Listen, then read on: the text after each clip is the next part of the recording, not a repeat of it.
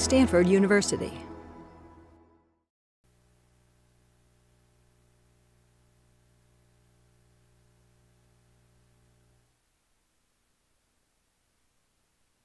Announcements first. If you're signed up for the course, there's a list, which is right there. Be sure to sign up for that. Next week, we have an exciting guest. We have Ed Catmull he's the president of Pixar and Disney Animation Studios. So today, I'm happy to welcome Harold Nelson. And Harold is the Nuremberg Distinguished Professor of Design in the School of Design at Carnegie Mellon and an affiliated faculty in the Department of Mechanical Engineering at the University of Washington and a senior instructor in the Graduate School of Business and Public Policy at the Naval Postgraduate School. And he's also a co-founder and director and president of the Advanced Design Institute. And we're very excited to have him. Thank you. Welcome. Thank you. Can everyone hear me all right? All right, good. Thank you for giving me your time. I really appreciate that. I'm glad to be back in the Bay Area. This is a place of fond memories. I did some serious thinking across the water at the other school a few years ago, and I'm always glad to be back. I want to invite any of you that have not been to Carnegie Mellon to visit the university. It's a great institution, and believe it or not, Pittsburgh is a really nice city. Really nice. It's not what you might imagine if you've never been there. Wanted to talk a bit today. Well, this is a seminar, it says, on people, computers, and design. So people are really difficult to understand. Computers are complicated. So I want to talk about design, if that's okay. And that means I want to talk about myself a little bit to begin with. One of the things that I've sort of started to call myself, now refer to myself, is as an accidental vagrant. I don't know how many of you know what that means, but if you're ever out sailing in the ocean, every once in a while you'll find a land bird out there that doesn't belong there. And the scientists call them accidental vagrants. And they're birds that have been blown off course, or they just decided not to go the same old migration pattern that they've been going through for generations. And they're the ones who create new niches and new territories. They're the ones that populate new ecosystems. So that's kind of been my career. I started off as an architect. I've had a very interesting background working with a variety of people in art, science, and design. All of them a lot smarter, more talented than I am, but they've all left an impression with me. And what's happened because of my exposure with these folks over time is that I've come to appreciate design in a totally different way than I had, that I learned as an architect. So what I've been doing is sort of traveling around and intruding in other people's territories, domains, who say that they're interested or they're doing design. And I've tried to figure out sort of what that means. What are they up to? And what is design all about? And there's a lot of interest nowadays in design thinking. You can't hardly pick up a newspaper or a magazine nowadays without some kind of article about design thinking. And I think that's a good thing because design hasn't received a lot of attention in the past. It's also kind of a danger in that it can become just another fad. So that what happens, in business they call it management by bestseller. So something comes out, new idea, new model, people think it's hot, they use it for a while, don't really invest in it, and then it passes. So a lot of good work has suffered under that kind of fad treatment, and I don't want design to be treated that way. I think design is a big deal. So design is a really big deal. And I come from traditions, and I've worked with people who've called themselves out as designers that mostly come from a craft tradition, the tradition of making things. Nowadays, there's more and more people who are applying design to things like policies, institution design, organizational design, there's software design. There's a lot of new fields that are emerging that say they're in design, and they're wondering, they're asking people, what does that mean? So, for instance, software designers went to architects and other established design fields and asked, what is designing all about? What is it that you do? Because we think we're doing that. And I was kind of interested, for instance, in one of the designers at Berkeley that I originally went there to study with was an architect, Christopher Alexander. And he's now quite famous in software design. And people have taken his work and used it in a totally different field from what I could have imagined.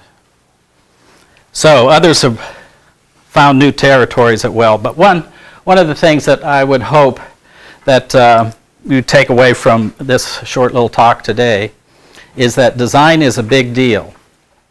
And my colleagues and I that work with design are trying to make this case all the time. The first is that Genesis is ongoing. The world, whatever tradition you're from, whatever religious tradition you're from, there are stories about Genesis where the world was created and then it went on. And what we're saying is that the world is continually being created over and over. And it's being created by design. So Genesis is ongoing. Design creates the real world. So that if you, for instance, look around this room, there's nothing in this room that's natural. This whole environment has been designed. I would bet most of your memories, who you think you are, the things that you've done in life, are all in relationship to things that have been designed. There may be some things that you've had experiences with natural settings, but mostly we reside in a real world that's artificial, that's been designed. Everyone designs at some point in their lives. We have groups of people who've called themselves out as designers, and they've created design professions. For instance, I'm a licensed architect in California, and they say that I can call myself a designer because I'm licensed as such. There are other professions where you don't have to be licensed or you're not regulated, but you're still, for instance, degreed, and you have the right to call yourself a designer in a certain field. But aside from that, everybody designs at some point in their lives. They design their lives. They design choices for their children. They're engaged in design at some point in their lives. And that would be true, I would say, for everybody. And we want to make the case, or we try to make the case that designing is the thing that sort of distinguishes us as being human. It's the one thing that when you go through the fossil records, they begin to look for artifacts that say that this was the work of humans and not of another species or near human. So our designed artifacts are indications that we are human and that design was probably one of the first competencies that we had as humans. And of course, design creates value. That's one of the entrees now into the business world. And why business is starting to take a lot of interest in design is because it creates value. It makes a difference. It makes businesses more competitive. It makes products more attractive. It makes services more alluring. And design makes meaning. And that sort of ties back originally to the idea of what distinguishes us as humans, in that this competency to design was the thing that allowed people to create their cosmologies. It allowed them to create their social systems. It allowed them to make sense out of a very chaotic and dangerous world. They were able to do that because they had a design competence.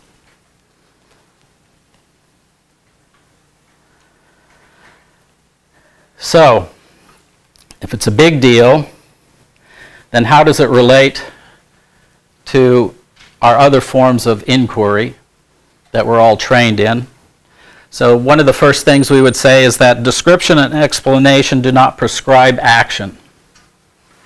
And what's really good at describing and explaining things? Science.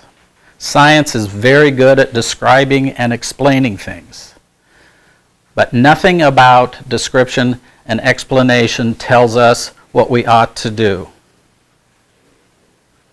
I use an example of a report that I read, a large report that I read recently, a lot of data, information in it. In that report, it says that we've lost so many people in what's called the high plains of the United States that it's now considered to be a frontier territory according to an 1860s definition. The only populations that have increased in this area are buffalo and Native Americans. Huge, big report. What does that tell us that we should do? Do we need to do something about the Native Americans? Do we need to do something about the buffalo? What? It doesn't come from the data. It never does. When I go into organizations, what happens a lot is that they'll point to all these reports and they say, these cost us hundreds of thousands of dollars, but nothing changes. And they're very frustrated. And I say, of course nothing changes, because description and explanation do not prescribe action. Design does. Design is a tradition that's action-oriented. And again, prediction and control don't justify action. So we hear a lot of times, like this is the replacement or the concern for ethics when we're trying to justify action. What I hear a lot is that people will say, we can do it, therefore we're going to do it. So if we're going to create a new life form, don't worry, because we can control for the kinds of outcomes we want. So the ability to predict and control something justifies them taking action. And there really isn't any justification for action because we can predict and control outcomes. Design does, however, because of its nature. And I'll talk a bit more about that. So we make the case that I alluded to a little earlier, that design is a first tradition. It means it's one of the first competencies that humans had. And it's a third culture.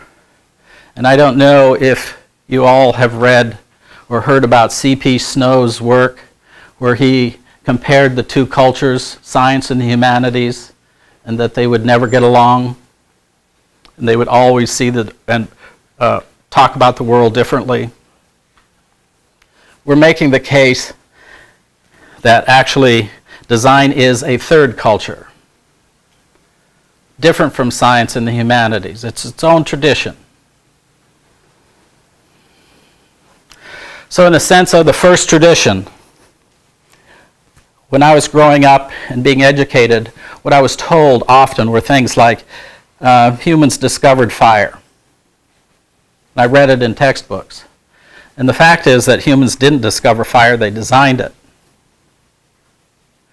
And we'd say that humans invented the wheel. Humans didn't invent the wheel, they designed that too. So in the Western tradition anyway, all the major achievements in civilizations were attributed to discoveries, inventions, accidents, never to the act of design. When Bill Gates recently shared one of Da Vinci's notebooks with Seattle, put it into a museum, there was ongoing argumentation in the press and in the public. Was Da Vinci an artist or an engineer? Or was he just a bipolar artisan? What was he? And there was pages written on this. It's simple, he's a designer. For some reason in the West, we don't have that kind of appreciation for design. We don't have the long tradition of reflecting and thinking about design that we have for art, science, the humanities, other areas. Some of the professional groups are just starting. So we would say that design is a third culture, and that means that, yeah? By saying that that doesn't really happen in the West, are you implying that in other cultures? Did you have a tradition of that? I don't know what the other traditions do so much. So I'm trying to be safe and not.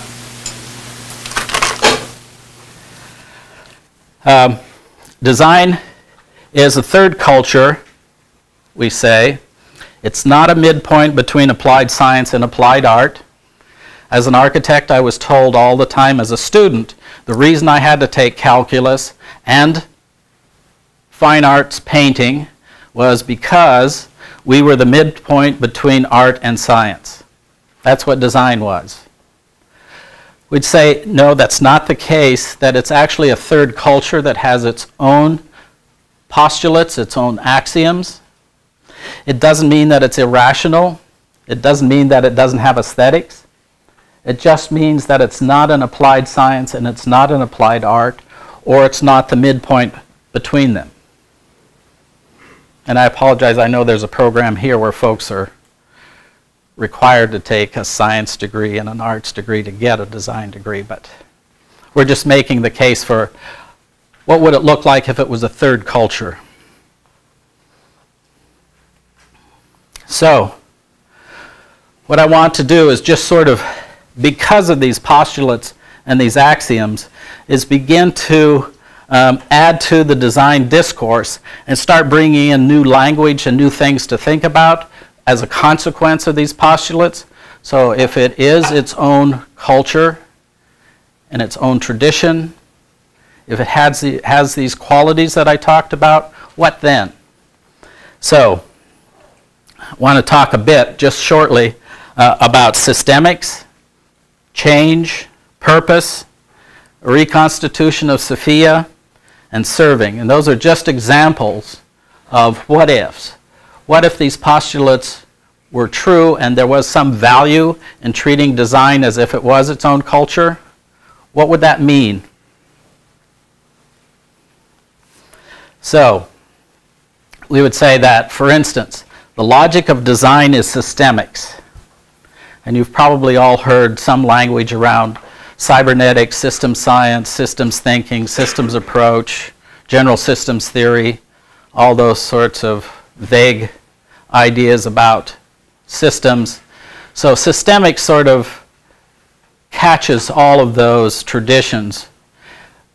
The main point about systemics, I think, that you need to take away is that it focuses on connections. It's about how things are related and how things act when they're connected. So when somebody declared, for instance, science was dead, somebody's always declaring something's dead all the time. Art is dead, science is dead, design is dead.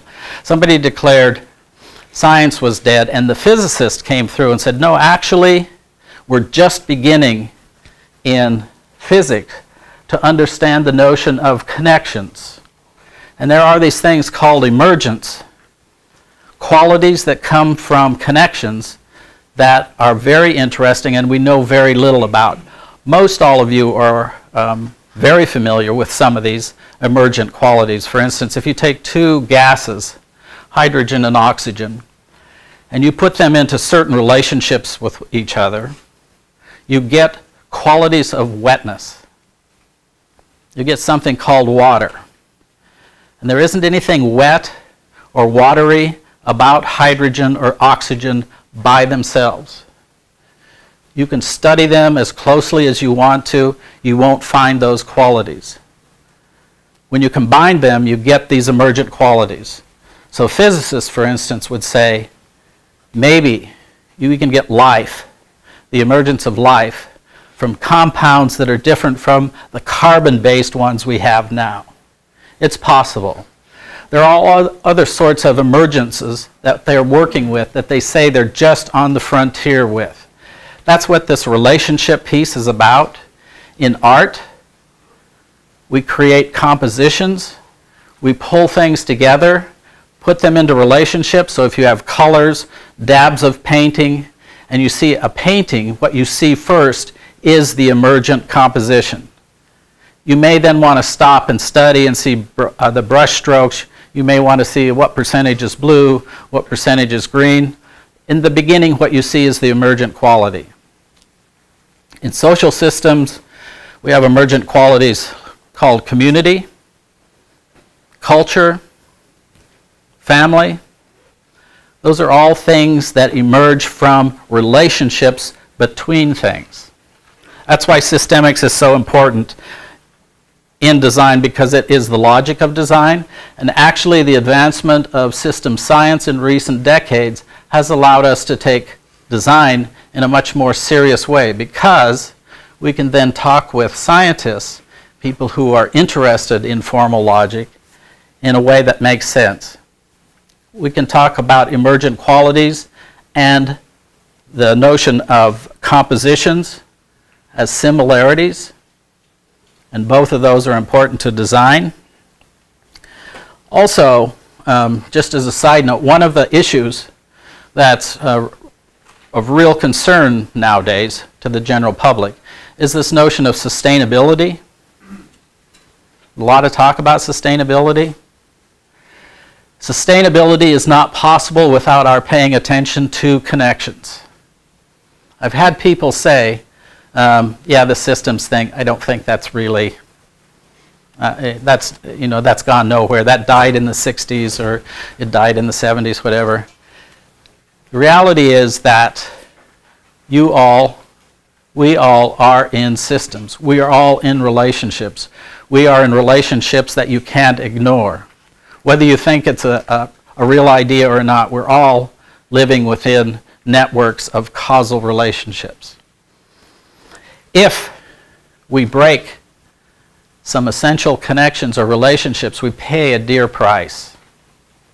And that's one of the things that's happening in sustainability issues, is that we have not been able to identify essential relationships, and we've not been able to put essential relationships into place from a design tradition when they're needed. So sustainability isn't just about waste or lack of resources. It's about our inability to recognize essential relationships and put them in place when they're needed. Design does that, by the way. Now there's this idea of change. So I was taught that change occurred because of chance or necessity. All my schooling, from the time I was in grade school all the way through graduate school. I had statistics, I had probability, I memorized laws, principles, so that change only came about because of chance or necessity. What they didn't tell me was that change comes about because of human intention. And we're doing it all the time. We're intervening in systems all the time. We're creating change. We're never really in a conversation or a dialogue with people about what that means. But we're constantly talking about things that are probably going to happen, might happen, will absolutely happen because of laws and principles in place. So intention This notion of desire, aim, direction is one of those things that design brings into the conversation.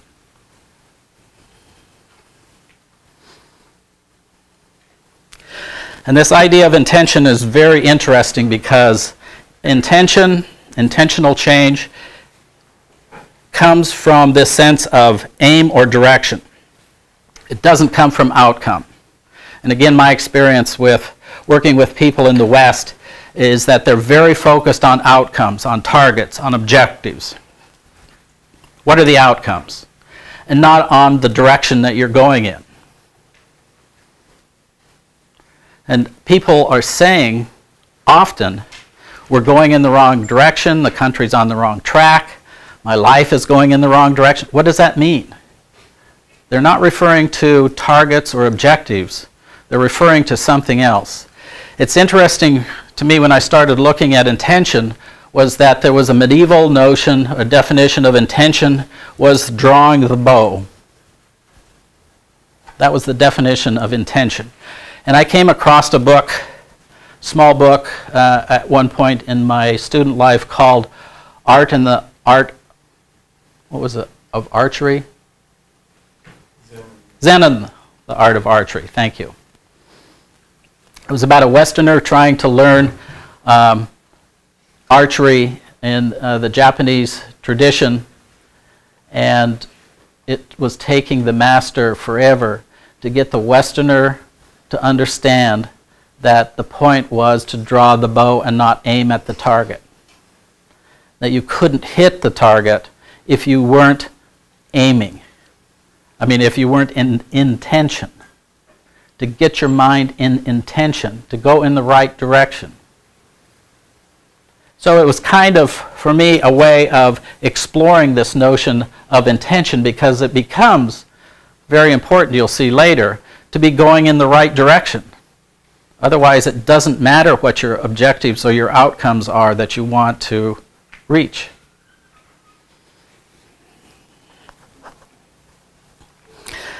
And intentions, another part of intentions that colleagues and I have been working with is versus this notion of trends and futuring.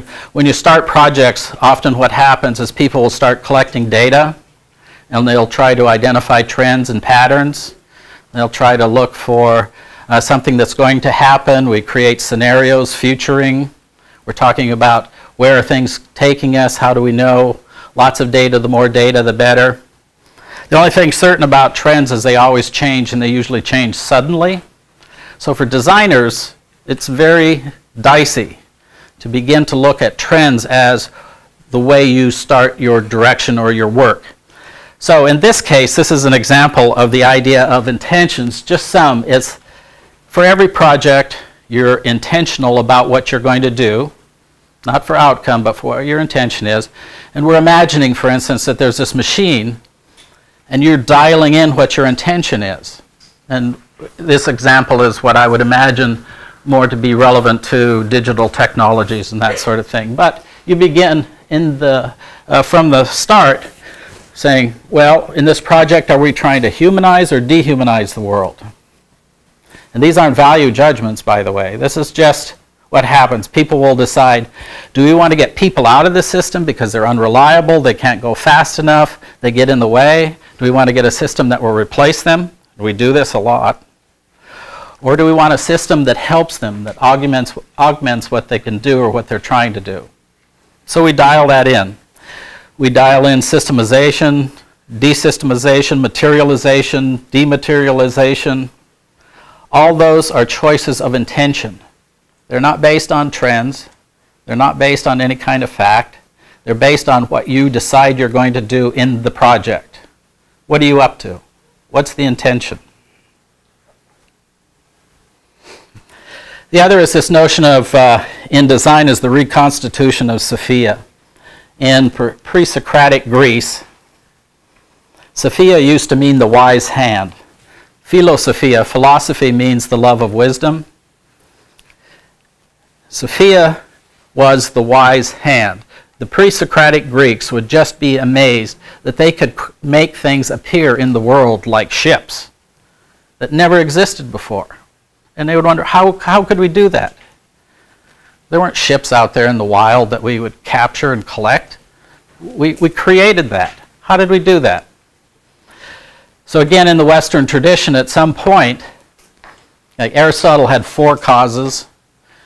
Any of you that was forced to read Aristotle, and some smiles. So Middle Ages was reduced to 2 causes. And the 2 causes for anything in the world would be now equivalent to science and technology. The other 2 causes fell out. Form, final. 2 kinds of causes. Sophia was split at the time of the Socratic era. If you've read the Republic, Plato's Republic, you see that those who think went to the top of the hierarchy, and those who did things went to the bottom of the hierarchy. And that sort of stayed with us up till today. We have blue collar, white collar. We have abstract, we have concrete. We have all these polarities that came out of that split of Sophia at that time that we still live with. And in design, it doesn't make any sense to split thinking and making apart. It just doesn't make any sense. There's no good reason for it. Tradition aside. Reflection and action. A lot of the design traditions are very focused on material stuff, on doing and getting action, doing stuff, and not so good on reflection. Others are very good about reflection maybe, never getting around to actually doing stuff. There's a lot of criticism that flows back and forth between those who just sit around and think and those who just do stuff, and then we suffer the consequences of whatever happens, but you get something done. There's this kind of tradition in America of pragmatism, doing stuff, getting something done. Anyway, we're interested in design and reconstituting Sophia again, bringing those things back together and integrating them, because it doesn't make any sense, especially in the world that we have today, to keep thinking and making separate, or reflection and action separate. Also, there's a sort of change for, or concern for purpose, which are the outcomes. It's different from intention. Purpose is about outcomes. What kind of outcomes are we interested in? And there's this notion of the difference between designing stuff and designing things. Now, those are sort of bad translations of Heidegger, but what happens is that the stuff is things that we create that are not connected to anything around them. And we do this a lot. We experiment, create products, create services, throw them in the world, see what happens, see if something works. It's not really connected. People have to adapt to what you did. The world has to adapt. Sometimes there's tragic mistakes. Have you ever been to Australia to see the rabbit population where the rabbits were introduced for a very good reason? Just try it. Now you just see rabbits for miles. And it's different from designing things, which are the things that we create that have connections built into them. We're concerned about how the things connect to the world, how they connect in the environment, how they connect in their context, how they connect to other things. And we use both, and both of them are okay if we know that that's what we're doing. If we're creating stuff or we're designing things. I don't know if any of you have seen the video that's going around on the web about the story of stuff. If you haven't, I would suggest to look at it because I think it's been quite popular with people. There's a concern about we're generating too much stuff. We can't manage the stuff we have. It's unsustainable stuff. Do we need the stuff? And the conflict with it is that we need people to buy more stuff. We need more stuff going through the system so that we have a healthier economic system. We need more kinds of stuff going on. So there's a real conflict right now in the public around whether or not stuff is good for us or not. Do we need more stuff or less stuff? And not so much maybe about designing things, but I think that's an important piece as well. So in design, a lot of times people will tell me or they will talk about design as if it's creativity, or they talk about design as if it's innovation. So they use that interchangeably. Sometimes they use innovation as interchangeable with creativity. So when businesses say we need to be more innovative, they're saying, when you talk to them, that they want to be more creative. And actually those two terms mean something quite different from one another. They mean something important, and they're different parts of the design process, but they're not equivalent to design. So there's a lot of interest in creativity, about novelty, imagination, diversity. You've probably all been exposed to creativity workshops, classes, that sort of thing. There's a lot of interest. A lot has been said about that. I want to talk a little bit about innovation. Innovation, in its definition, the one that I like, is how something becomes a part of people's lives. That's what the original definition of innovation was. This notion of diffusion, this notion of going into people's lives, that's what innovation was about. And it's an important thing for business to be concerned with. How do their products get out into the world? But it's not the same thing. But one of the interesting things for me was that in the 20th century, innovation, what it was captured in this motto for the Chicago World's Fair. And it's sort of the steps that people still cleave to today. I find it in place all the time. Science finds, industry applies, man conforms. What I'm finding is that as the younger generations get better educated and they start thinking about things more, they're much less willing just to conform to whatever comes at them. They want to have more investment in what their lives are like, what becomes part of their lives, what the world is like. So this is not necessarily a process that they're so interested in continuing with. And I think that's probably a good idea. So I would say, for example, from a design-centric position, we could say that we start with what people desire, what's called desiderata.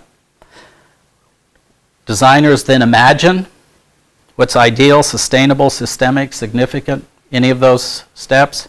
Science confirms that what we desire and what we've imagined can actually occur, and technology enables. This is just an example of a different notion of the process for innovation from a design-centric point of view. Now, lame gods in the service of prosthetic gods. Designers don't work in isolation. Design, by definition, is working on behalf of the other. Artists and scientists, in the best ways, can be self-serving. Artists like to work mostly with expressing their emotions, their feelings. Scientists like to follow what their interests are, to serve their own interests. Designers, by definition, have a relationship with others that they are going to serve those people's needs. So we're always in some kind of a systemic relationship with others. And I picked up on this idea of lame gods and prosthetic gods in that in the Greek pantheon there's a blacksmith, Hephaestus, and he is prototypical of a lot of mythic systems in Africa and the Mideast. It's usually a blacksmith, has some kind of handicap, but Hephaestus, anyway, makes things to overcome his lameness. He has the qualities of a god. He was born as a full god, but he didn't have the full capacities. So he created things like winged chariots. He created things like robots. Crazy talk. He created robots to serve his needs. He created things that the other gods would start to watch what he was doing and say, whoa, could you do some jewelry? Could you do some armor? Could you do some... So he was working for the other gods, but he originally started working because he had to overcome his handicap. But he had this incredible power, this incredible ability of all gods to do things. Became an archetype in my mind for what a designer does. And then Freud talks, or brought up this notion of prosthetic gods, in that what we're interested in as humans are extending ourselves. None of us want to be stuck with what we're born with. And I think that's fine. If you go, and I've worked a lot in developing regions of the world, nobody wants to live naturally. I mean, they might be able to say that in Berkeley or someplace, that you want to live naturally. No place else in the world do people want to live naturally. They don't want to be subject to diseases. They don't want to be subject to animals. They don't want to be subject to weather. They don't want to be subject to any of those things. That's fine. I think that's a great thing. And prosthetic gods, the idea of prosthetic gods is not about what's missing, but it's about what we desire. What is it that we desire to extend our humanness in the world, our humanity? What is it?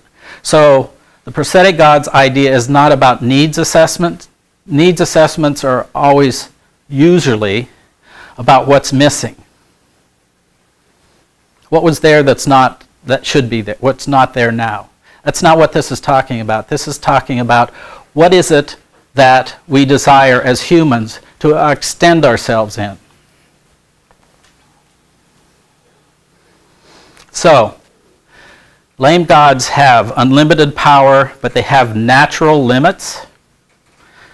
We're not prescient, we're not omnipotent, and we never will be. We can get bigger databases, we can get faster computers, we can do all of that stuff, and we will always have these natural limits. We will never know what we're doing is the right thing to do for sure. We'll never know the direction we're going is the right direction for sure. There are no guarantees. So, for designers to be mature designers, I believe they have to appreciate the unlimited power that we have, and we've proven that to ourselves many times, sometimes disastrously. We can create incredible change. We also have to admit we have natural limits, and that's okay. The problem is when we're indifferent to that. When we're indifferent to the power that we have, and we're indifferent to the limits that are in place. As prosthetic gods, the desire to live unnaturally is fine. It's expressed in desiderata that people have. One of the things that's unfortunate is that people usually express the reason for taking action as problem. I have students watch TV for a week, read the newspapers, read news journals, and keep track of how many times action is justified by problem, and how many times action is justified by something that people desire. And it's 99.99% problem versus people saying what they desire. In architecture, we would get handed a problem. We wouldn't get handed an opportunity, we wouldn't get handed a desire, we would get handed a problem. I would suggest highly that you read some material by Horst Riddle on the difference between wicked problems and tame problems. I know he's an old guy and he was at Berkeley, but really he sets a great case for why we should be very nervous about always justifying the work that we're doing starting with a problem, especially as designers.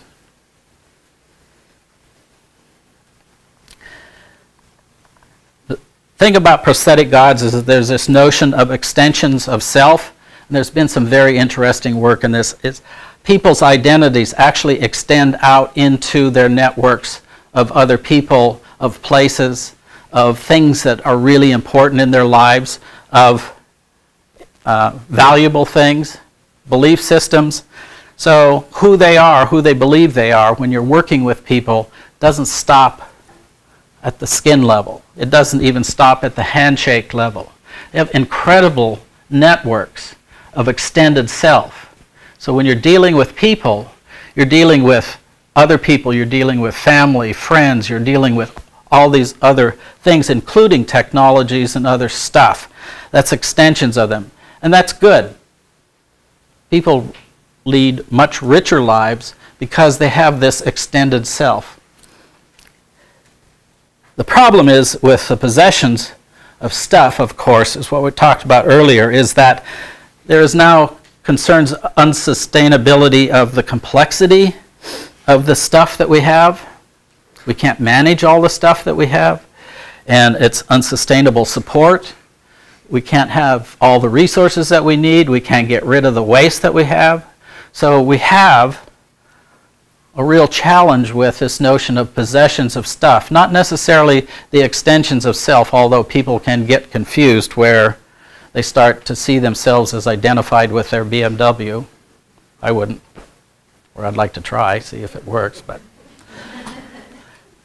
people can get confused over things that for those things that are real things and not stuff, or what's the difference between stuff and things. And of course the danger with the prosthetic gods is that if they're heedless, if we're not thinking about what we're using to extend who we are, that becomes a part of us, and what just becomes aggregations of stuff that has consequences environmentally, socially, all other realms. So how do we deal with these kind of dangerous, powerful dynamics that's going in place between these two figures? One of the things that we think is important is the creation of a design culture. Creation and support of what emerges as value experts. People who can say what they want, what they desire, what's good for them, what they would like to have. A society that can sort of contain and hold some of this activity that designers are engaged in, that they know when to call for design and why they're calling for design. If you ask people out in the street what science is, they can give you, even if it's a poorer definition, they can give you a definition of what they think science is all about. You ask them what design is, and it's probably the color of the iPad maybe, or I don't know. It's something usually about form or color or shape. Nothing necessarily about value or creating reality or the impact they have on the real world. So this is an important thing that I think we should be up to, is letting the rest of the world know what design is, why it's important, why they should be engaged in design, what the consequences are, what the values are. Then there's this notion, this other notion of creating a culture of design, like creating good designers. And focus on this notion of expertise, for instance, design expertise. So I've been working with three forms of expertise that we get from training, education: routine experts, adaptive experts, design experts. Routine experts are primarily what comes out of our educational systems. People who can give you the answer to problems on a quiz. And that's how we know that they're good routine experts, because we can give them quizzes, they'll give us the right answers, and we're assuming that nothing's changing. So those routine experts can go into the world. If somebody asks them, what's the answer, what do you do here, they can tell you because they know the answer, they're an expert. Nothing has changed. The problem is, as we all know now, things have changed. The world has changed, the environment has changed, expectations has changed. It's not just 9/11, it's a whole bunch of things. Things change. How do you make sense out of the world that's changing in the way that it is now? The public asks all the time, can anybody connect the damn dots? Can anybody put this together in a way that makes sense so we can do something that improves our lives? What they're looking for are adaptive experts. People who can engage in a rapidly changing environment and context and make sense out of it. That's hard to test for, by the way, when you're teaching that. Because you only know if somebody is an adaptive expert if they are put into a situation where there's dramatic change and what they do was a good idea. And that's very hard to replicate in a studio or a classroom. But we necessarily need adaptive experts. Now, both the routine expert and the adaptive expert sort of responds to change. So the adaptive expert is responding to something that's not changing. The routine expert responds to things that aren't changing. Adaptive expert responds to things that are changing. And the design expert creates change. That's a huge difference. And I tell people it's sort of like laying track for a moving train while you're still on board. You're trying to change the direction that systems are going while the system is underway. It's never still.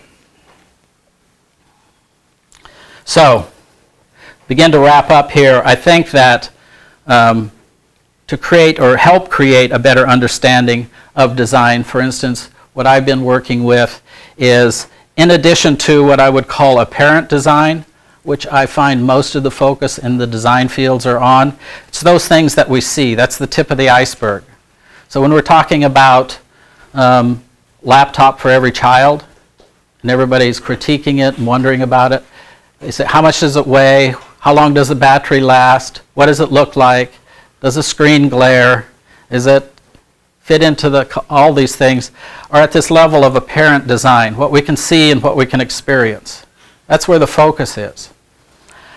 In addition to that, we need to know, and because of these issues of sustainability and these other concerns that we have to know about systemic design. How does it interact with the environment? What are the unintended and the intended consequences? How does it interact with other designs? How does it interact with people, with cultures? So we need to pay attention to systemic design and deep design. And deep design, and this is the way that, this is just an example that I use for my understanding of deep design. Because of my interest in ceramics at one time, I discovered that raku, which is a certain kind of ceramic, low fire ceramic process, it came from the need to create teacups. So, in the Japanese tea ceremony. So when I was in ceramics, doing the raku work, I had no clue what lay underneath the reasons for raku and the way that it was done and its aesthetic, all of that. I had no clue what all that was about because I was in this sort of art mode, object mode, in the apparent design mode. And what I discovered when I looked into the raku was that it was part of the tea ceremony in that you would create the cups that you were going to use in the ceremony itself, so you needed a very quick process. It was all part of this Zen Buddhist tradition, so that there are these layers. It's what do you see in function, form, appearance, and experience at the next level. What's the purpose? What's the ends, the outcomes? This notion of the ceremony itself. What does it do? What's its point? It's the aesthetics that it is up to. And at this other level, intention, aim. What is that level? What direction is Zen Buddhism aiming at? And of course, at the core, there's a much deeper religious belief system. I would say that every design that we create has these connections, whether you're aware of it or not. It may be that you're just given a presumption of what the end is supposed to be or what the means are supposed to be, but there's implied in that, if you look at that, all these other deeper levels. Some of it may be not so pleasant. Some things are rotten at the core. Maybe you don't want to know what's there. Some things are quite beautiful, attractive. I've done this with several things that in my life, like shaker furniture or something, where I have had this deep interest in it. And it all started, I guess, with this, one of the sisters at this shaker settlement just before she died said, I hope I'm not remembered as a piece of furniture. I want to be remembered for the work and the beliefs that I had. And I realized all those things I had been collecting, Balinese masks, rugs, all these things that I had collected actually had this incredible deep system that caused these things to appear in the world that I knew nothing about. So, we have a lot of products that are in this apparent level that actually, if we look at them, we can find what those belief systems, as designers, I believe, we need to know, we need to understand more about what those deeper levels are, because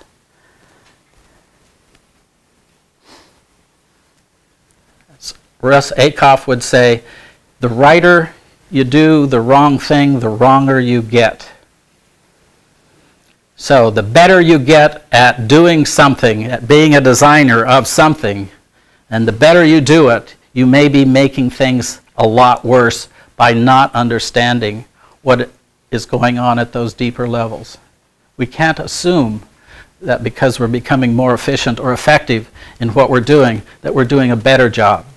So just to wrap up, I would say for design inquiry, what designers do that's different from, for instance, what you would do in science, which is science is mostly focused on what's true. And they have very good designs of inquiry to understand what's true. In addition, designers need to know what's real.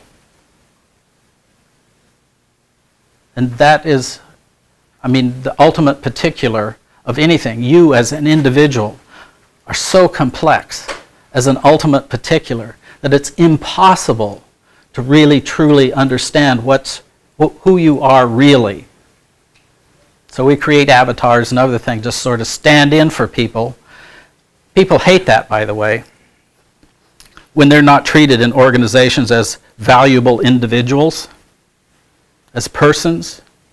So this idea of what's real is important in design. What would be ideal?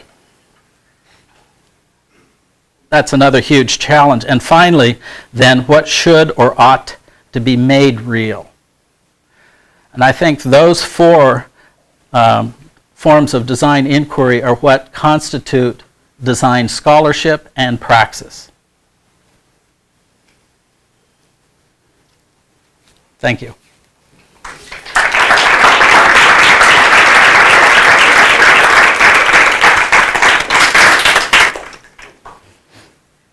Questions? Yeah. Give an example in the context of deep design, maybe something that you mentioned earlier, the one laptop per child. Yes. What would be deep design when you talk about something like that? What would be deep design?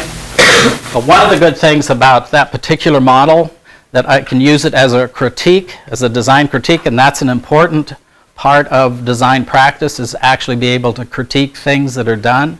So you can take something like that, one laptop per child. You can look at the next level and ask what were the outcomes that they were looking for.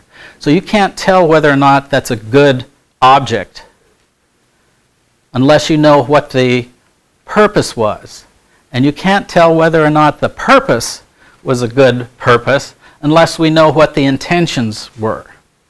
So when people are trying to critique something like that computer, you can't do it with how much it weighs, how much it costs, how long the battery lasts, unless you know whether it makes a difference because of what the purpose was. What was the outcome? And then deeper.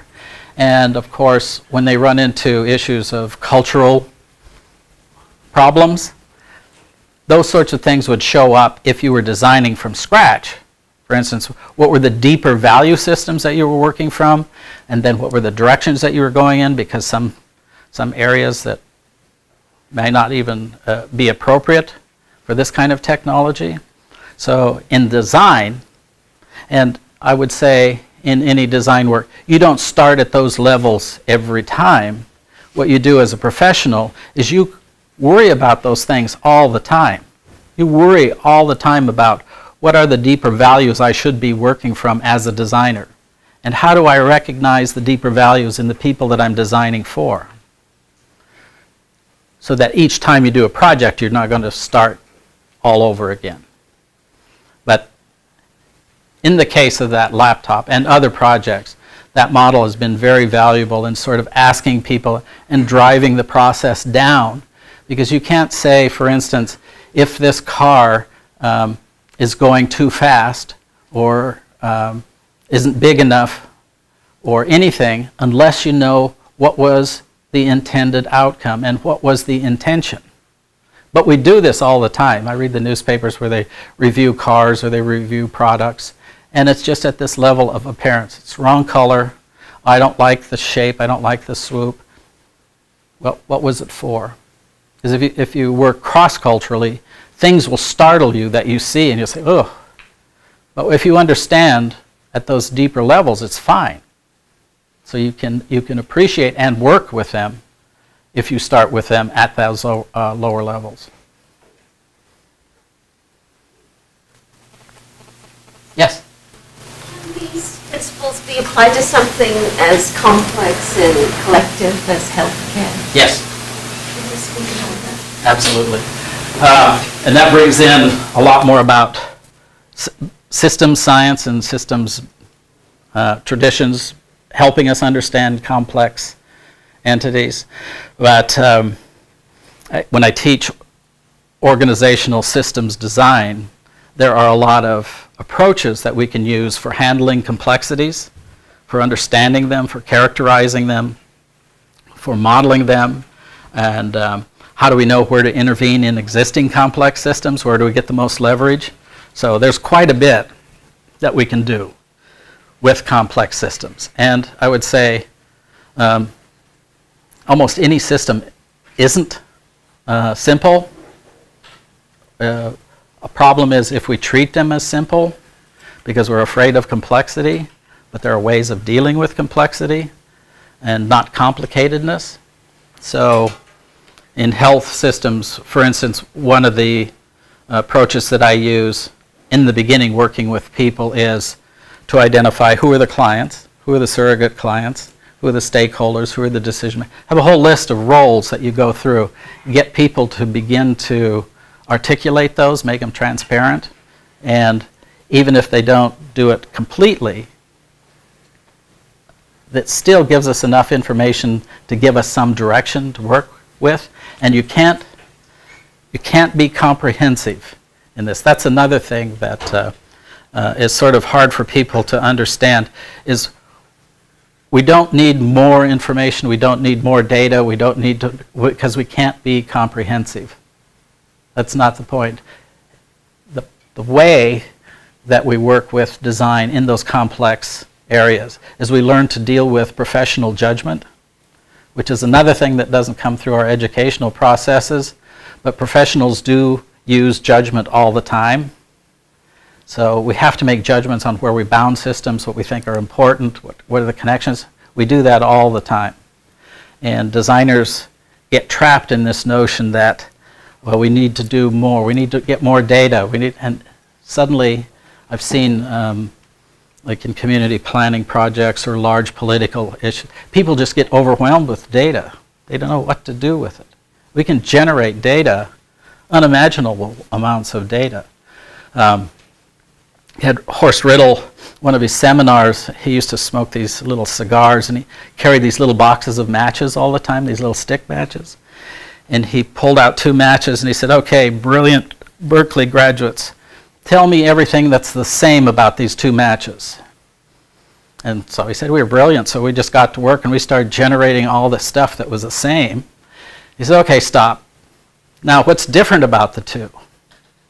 Okay, we do, we get Mettler balances, we do all these things, get everything that was different about it." And he said, "Stop. Now, what's important is to know what's important about these 2 matches. And it may not be all that data that you've just generated. It may be looking at them in a totally different way." And that's, I think, the difference for designers is like, how do we decide what's important to know? What do we need to pay attention to? Because trust me, we do this with students a lot. Take your pen and get them to describe that pen in as much detail as possible. It's simple. No. The shape, it scratches, every little detail, things out. Pretty soon, it's unimaginable. They have an infinite amount of information on just one simple little pen. So the point of knowing what's important to know about the pen is essential, and that's for designers.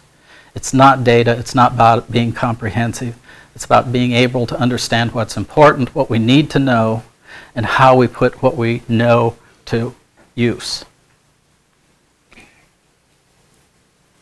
Yes? Sorry, you mentioned we rely too much on team expertise. How does this relate to like education and the way we're teaching people, and how would we like incorporate adaptive experts? Yeah. I'm not sure how Stanford does it, so I'll get away from that.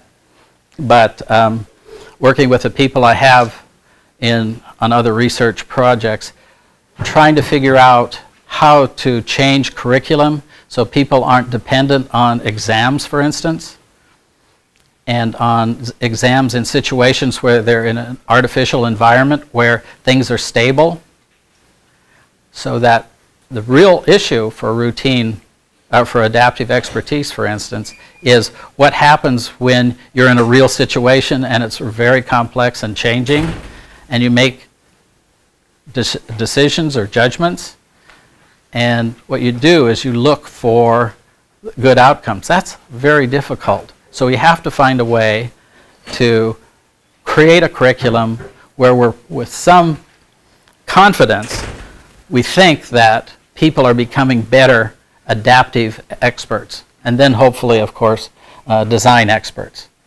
So worked with a crash site investigator for Boeing on his doctoral work, and they were trying to figure out how to stop pilots from getting into trouble. How can you train a pilot not to crash? And he was a pilot himself. And what I discovered early on, he had all these decision-making experts on his committee. Well, what it turned out was that when a pilot, or when there's a crash, no crash is the same.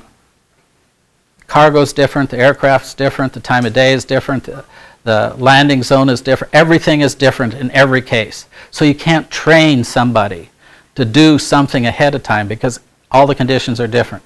And pilots are receiving an unlimited amount of information at the same time, and they're making judgments that there's no right or wrong answer, there's only consequences.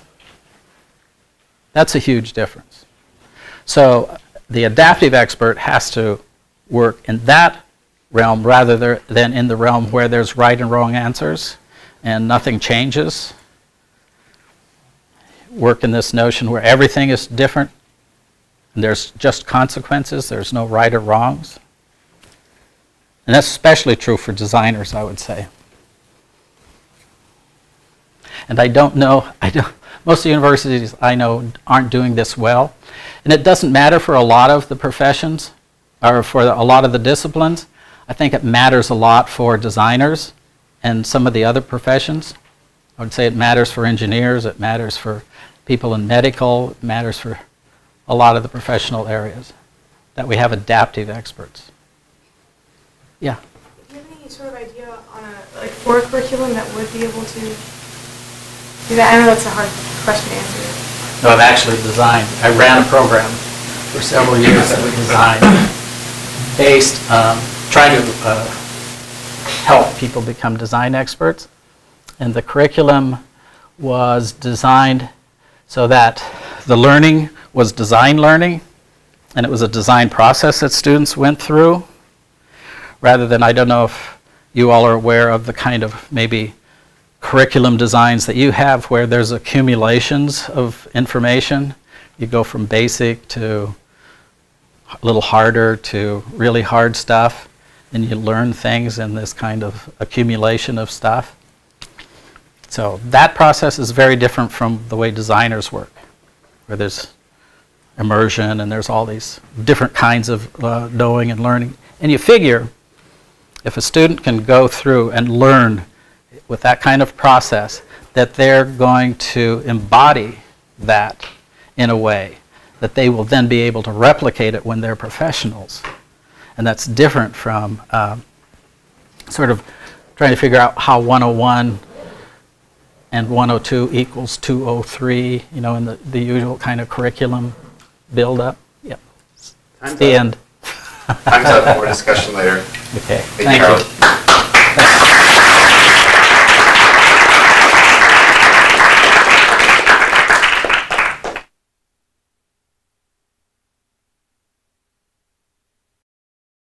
For more, please visit us at stanford.edu.